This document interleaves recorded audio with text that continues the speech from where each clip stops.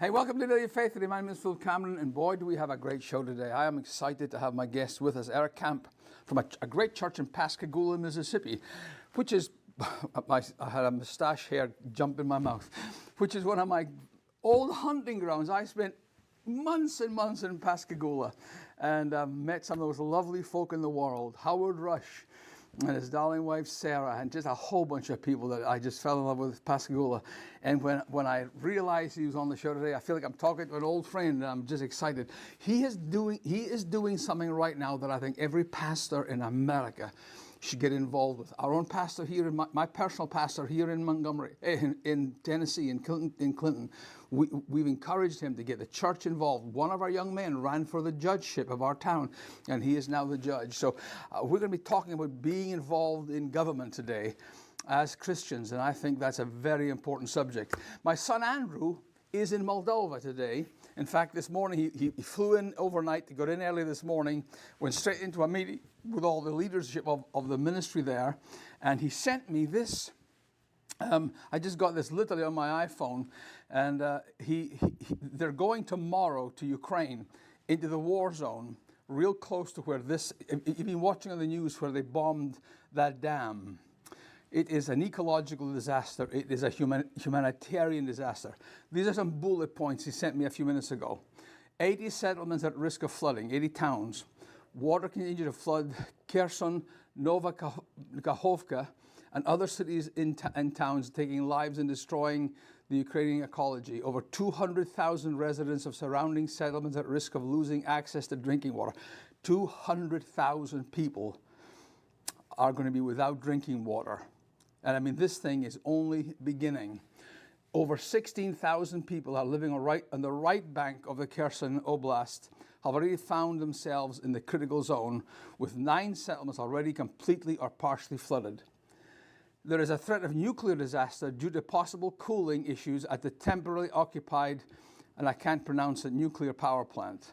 150 tons of machine oil, heavy oil, thick oil, have been contaminated, contaminated the Dnipro River, and there's a risk of a further 300 tons leaking. Lowering the level in the reservoir below 12 meters will lead to an ecological disaster. A large amount of the flora and fauna have been lost. So this is a disaster that's unfolding. And as you know, 6 years ago, we began ministry there. For those that don't know, we have homes in Moldova, a village called Vatra Village, an amazing place where young women are taken from orphanages at the risk of being trafficked. And we take them to our village, put them back in school. And these kids, these amazing kids, have become missionaries. And when the war broke out, these kids began to feed the refugees and go up. In fact, they're leaving tomorrow to go back up into Ukraine, where they have feeding ministries, regular programs run by orphans. Our kids do this by themselves. So Andrew is going up there tomorrow, and so pray for him, pray for his safety.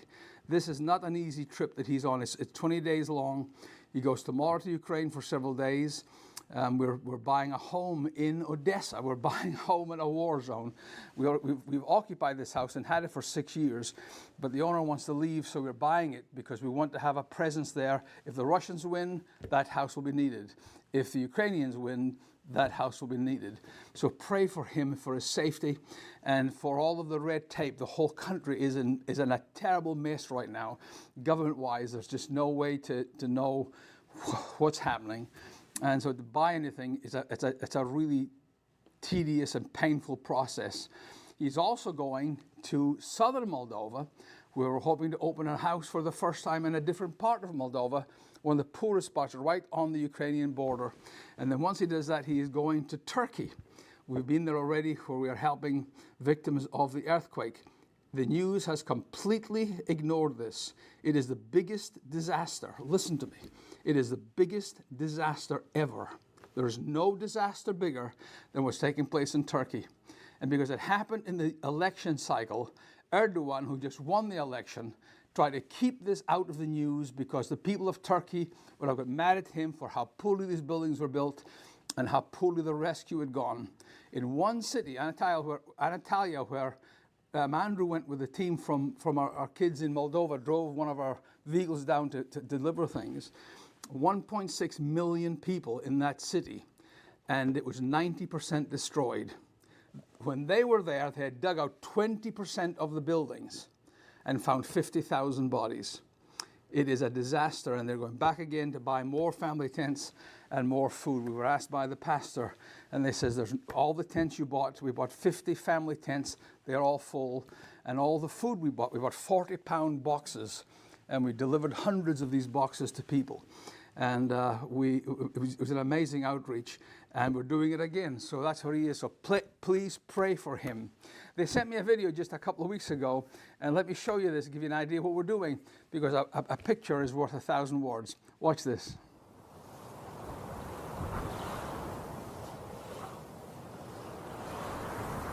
I can do all things through Christ, who strengthens me. Philippians 4, verse 13. If I had given up, I might not have made it this far. Maybe I wouldn't even exist anymore. My name is Veronica, and I come from a family of 3 children. At the age of 6, my mother chose to abandon me. I don't know the exact reason why she left, but she took my older brother with her, and I stayed with my younger brother and father. After she left, my dad turned to alcohol. He spent every penny on it, leaving us with nothing. It was very difficult for me because all the household responsibilities fell on my shoulders. I had to take care of him, to do the cleaning and cook at 8 years old.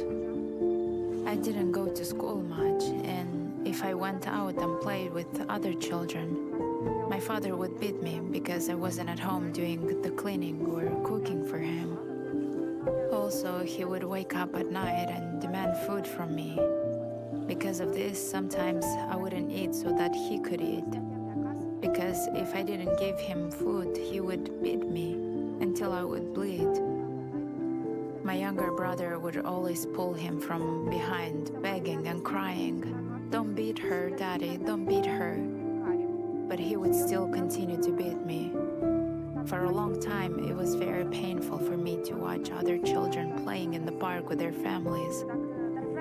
And I would often start crying in the streets while watching them hug or hold hands. Because I wanted to feel what it's like to have someone who loves you, who takes care of you, or what it feels like when a mother buys you a dress. Those feelings overwhelmed me, and I even tried to end my own life for many times.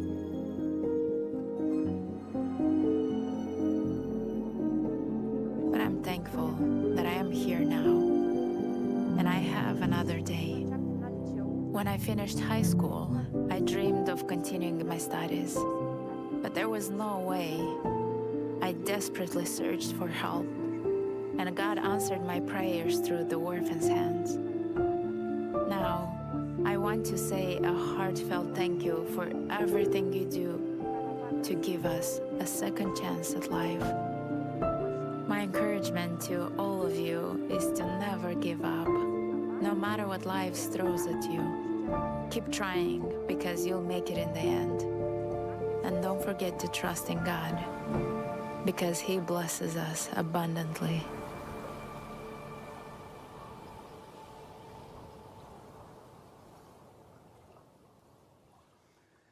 Don't you love the gospel? One of our girls, amazing kids at Vatra Village, and they come to us as orphans or from desperate positions as she came.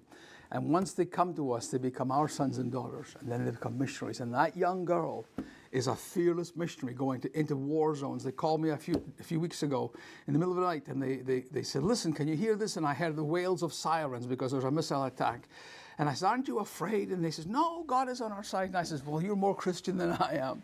And these kids need your support, need your help. If you could help us support the ministry that we have in Moldova and Ukraine, you can give a one-time gift of any amount, whatever the Lord leads you to do, or you can become a monthly sponsor, be part of our family. And $1 a day won't change your world, but I promise you $1 a day changed her world. and I want you to be a part of a miracle. Please believe it. The address is very simple. It's P.O. Box 25 in Clinton, Tennessee, and Clinton 36. They haven't put the address up. P.O. Box 25, 37716. There you go, 37716. And you can make a check out to the Orphan's Hands and be a part of this miracle that we are witnessing every single day. We love you so much. I'm so thrilled to have my guest with me today. I believe that this is the first of many visits he's going to have with us, because here's a pastor that is pastoring a successful church, a great church in Pascagoula. But he has decided not just to sit on the sidelines in the church, but to get involved in the affairs of government. And he's running for Mississippi House District 11, and I'm going to be praying that God give him the victory. And I'm thrilled to introduce you to Eric Camp. Pastor Eric, God bless you. How are you doing today? I'm doing great. What an honor it is to be here. Thank you so much. And it's House District 111, by the way. 111. Well, it's a type 1R thing. It's not. They wrote 11, and it's 111. I'm sorry. I apologize for that. Tell us about your church and what God's led you to do as far as running for this position. Well, I served on the Ocean Springs School District School Board for 5 years, from 2016 to 2021, through COVID, and had my opportunity to kind of get my feet wet a little bit in the political climate. Always had an interest in political involvement. I ran a mayoral race in 2004 in the city of Oxford, Alabama. And we moved to the coast in 2004 with a heart for a life-giving church. And Katrina came, and we were fortunate enough to be blessed with some financial revenue to launch the church officially in 2009. And so the church is doing great. We've seen thousands of people surrender their lives to Jesus, which is really what our heart is. And but I also believe that those of us that are of the Christian faith, we shouldn't just be meeting in buildings. We are the church, and so we should be out in the world making the difference that I believe that ultimately we're called by Christ to make. And government is one of those areas. And I really kind of have a conviction there, because I believe that the church has been quiet for too long. Pastors have been too quiet. And I'm not talking about protesting and boycotting. I'm talking about just making a difference, being significant, and making an influence, especially for our conservative Christian values. And as we all know, our nation is in turmoil, and we need godly people to stand up to endure, I guess, the frustrations of the political climate. My eyes have been opened a good bit running this state race, but I really feel led to do this. And, we're just excited to hopefully have the opportunity to serve the people of Mississippi, especially in District 111. I really feel that what you're doing is critical in these days. America was built, and let me explain this to folk that maybe have forgotten. America was built with the church house as the center of our world. The church was the schoolhouse. The church was the hospital. The church was where everyone congregated. It was the reason why churches are in the center of our towns, these old towns you go through, is because the church was the center of our town. And as government expanded, let me tell you something, there's nothing good about any government expansion, because all they're doing is taking power and authority away from your life and sucking it into this monolith that you can. Once they get power from you, you can try all you want and talk to whoever you want, and they'll put you on a merry-go-round that you'll never get to where you need to go to get the answer you're looking for. And it's time that America understand that we are the people. We, the people, is us, you and me.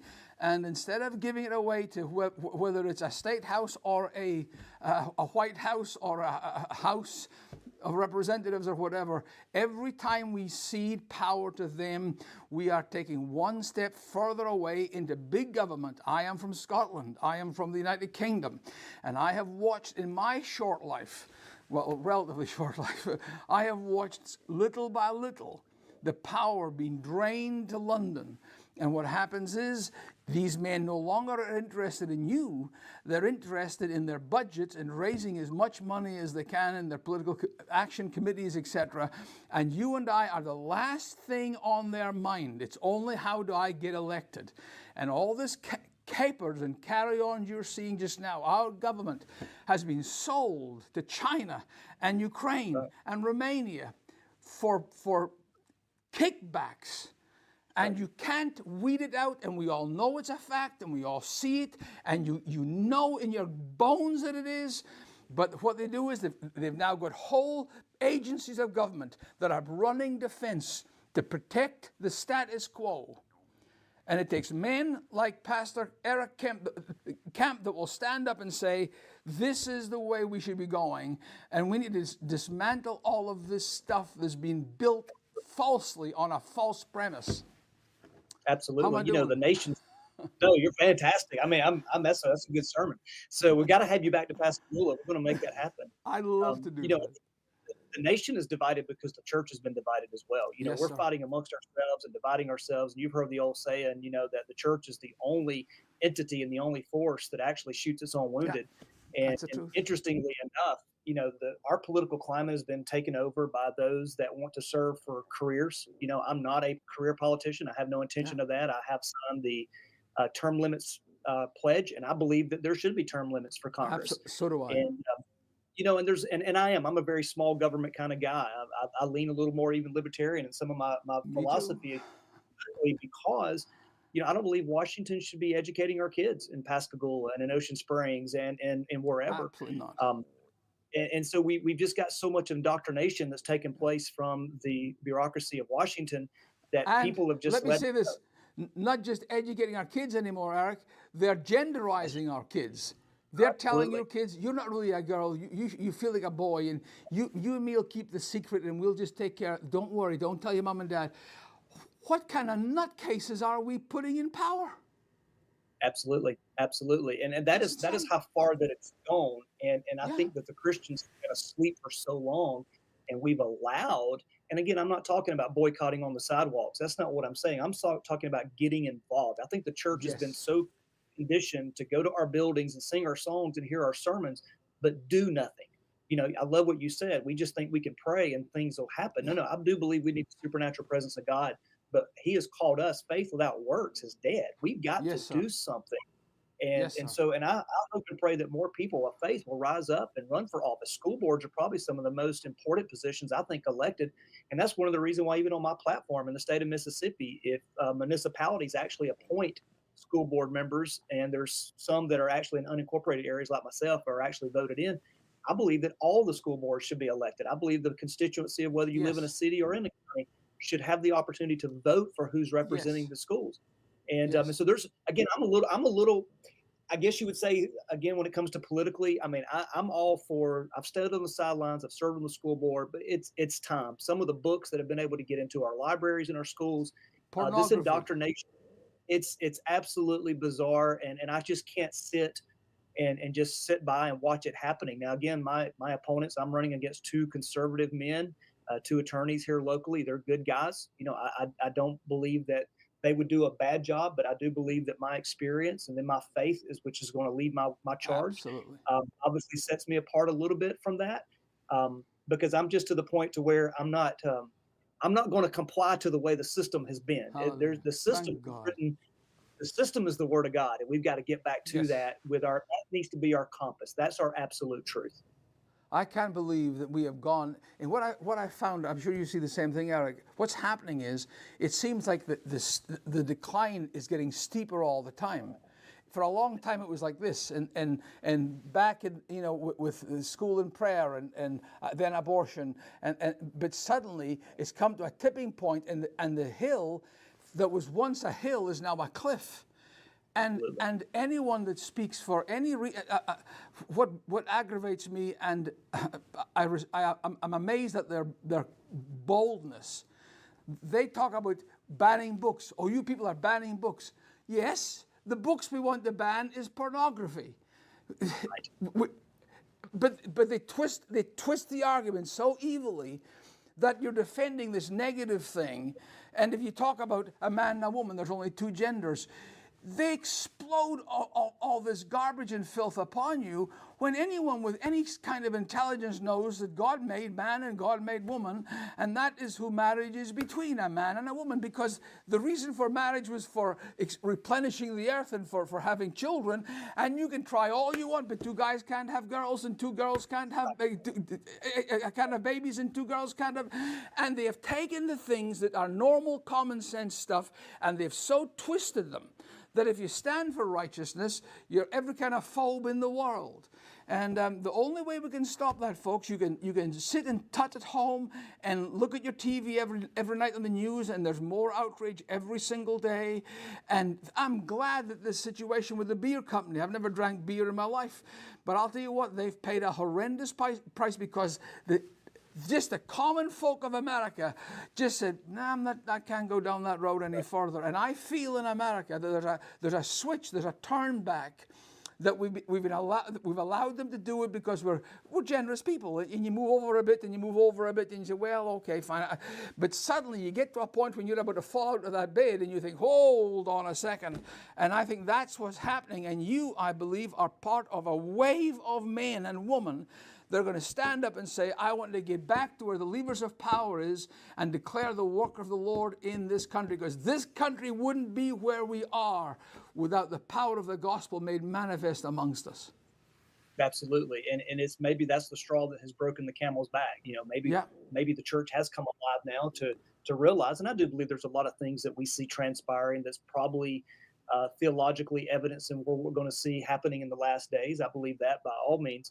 But at the same time, I try to tell our church all the time, be the change you want to see changed. Absolutely. So if you want to make a difference, make the difference where you are. The Lord wants to bless us with more opportunity, but he's got to see that we're faithful with the opportunity we already have before us. And and so I'm just excited about the opportunity to just to connect with people. Some of the greatest people on the face of the planet live in District 111 and the Gulf Coast of Mississippi. And I'm just excited about the privilege and opportunity, hopefully, to be able to serve in that capacity. And because there is, I think we're past due for time for the conservatives really to, yes, sir. Hey, you know what? We're not going to stand for this. We're not just going to sit idly by and let this continue to happen. It's time that we rise up. And the thing is this, that I'm awestruck at the ability of Democrats and the left.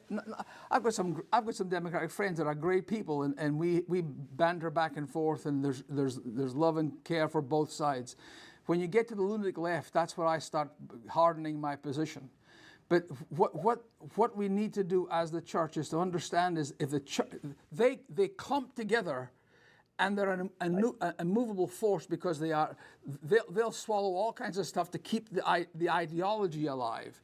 Whereas in the right, conservatives will pick on each other because this guy's got divorced or this guy's got this going on, and we'll fracture ourselves into small groups, and we'll lose the game, and we'll lose the whole war by trying to get one individual victory. And if your church, and let me talk to you, Pastor, if your church were to come together and say, this is what we're voting on, we're standing for righteousness, and this man is the one that we see most closely resembles what our faith belief is, the church by itself could turn this country around in one election. And unless we get bigger than what we are and see that vision first, I don't like Trump. There's a lot of stuff in Trump's life that I don't, but I'll tell you what, he's the best president we've had since Ronald Reagan. He did things that no one else could have done. He appointed Supreme Court justices that has never been done before. He opened up a whole bunch of things. The Johnson Amendment that allowed free speech and the church to speak from the pulpit. He broke that down. I hear pastors, I could never vote for Trump. I voted the last time, but I can't vote again. I'm going to vote for this one. What we'll do is we'll fracture ourselves into one whole mess, and we'll be saying, well, who believes that President Biden won again? It's a miracle. We've got to focus ourselves on the prize of getting back to power so we can make an eternal difference for the kingdom of God in this country. There's a lot of people in the Bible we see that had some character flaws and issues. And I think we tend to forget that. We're Christ followers before we're Republicans, and we're Christ followers before we're Democrats. And I think that if the church, regardless of which way you lean, if you allow your compass to be the absolute truth of who Jesus is, that in itself, and allowing the Holy Spirit to give the wisdom that we need, you're going to be able to discern. There's a lot of character flaws. I could go through, just about everyone in the scriptures that had character flaws, but who's going to stand boldly that doesn't have favors that has to be repaid, that doesn't have political pacts that they belong to, that they've got to do whatever that money's coming Yeah. from. And that was one thing I think Absolutely. that made Trump successful. He wasn't a politician and he didn't know any favors. And and that's my wife and I in this campaign. We've had some contributions. There's been people that have given, but we haven't solicited because we wanted to self fund because I didn't want to owe any favors. And Fabulous. so Oh, either way, thank God. and of course we welcome contributions, but at the same time, you know what you're getting. I'm not going to lean a certain way just because you made a substantial contribution because my convictions will not allow me to do that. That's called integrity. And we need integrity. We have 1 minute left. I want you to put up your email address on the screen. So, folk watching, I want you to pray for this man. If you want to give, I'd love you to give to help his campaign. It's very simple. ericcamp.net. ericcamp.net. So simple. And if you believe in justice and if you believe that righteousness exalts a nation, I want you to get in contact with him. Make a donation by all means. If ever in the Pascagoula area, you go and see Collective Church. It's a great church, big church, anointed church. Eric, thank you so much for being with us today. We haven't talked about spiritual things. Well, we have, but I want to get you back soon. So I want to hear you preach. Thank you so much for being with me, my brother. God bless you. For over 25 years, the Cameron family has been changing the lives of orphans in Romania and Moldova. From providing running water, flushing toilets, and clean wells, to coal for heat, new windows, as well as food and clothing, they champion the physical needs of the orphans in these broken and desolate countries. Many of Moldova's orphans are saved from the horrors of trafficking through homes founded by the Camerons, and in the process, orphans become daughters and sons. They come to know their Heavenly Father and are forever changed by the love of Jesus. God help the Camerons lift these amazing young men and women out of darkness. Now, no longer orphans, they want to return and invade that very same darkness with the light of Jesus Christ. The Orphan's Hands equips these daughters and sons to become missionaries. Your monthly gift of $31 will allow us to rescue and take in more girls and boys, saving them from the hell of human trafficking. Your monthly partnership will allow us to care for those in the Orphan's Hands homes in Moldova and the Ukraine. If you want to join Philip and Chrissy in taking care of these precious young people, please contact us today by calling 833-DAILY-FAITH. You can also give by going online to www.dailyfaith.tv or by writing to Post Office Box 25, Clinton, Tennessee 37716. So many lives depend on what we do. Thank you for loving the lost.